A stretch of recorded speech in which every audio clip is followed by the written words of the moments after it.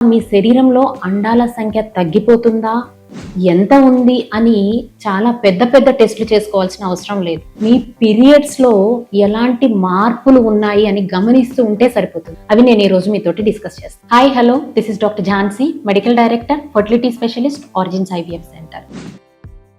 So first thing ఏంటి అంటే మీ period length.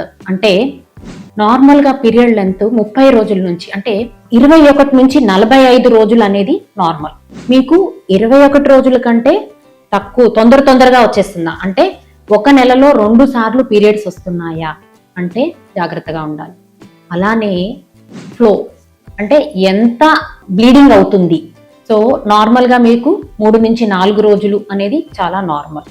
అది సడన్ గా తగ్గిపోయిందా, 2 రోజులే అవుతుందా, ఒక్క రోజే మంచిగా అవుతుందా, ఆ అయ్యేది కూడా ఇంతకు ముందు 3 నుంచి 4 ప్యాడ్స్ చేంజ్ చేసే వాళ్ళు మీరు ఇప్పుడు 1 నుంచి 2 ప్యాడ్సే చేంజ్ చేయాల్సి వస్తుంది.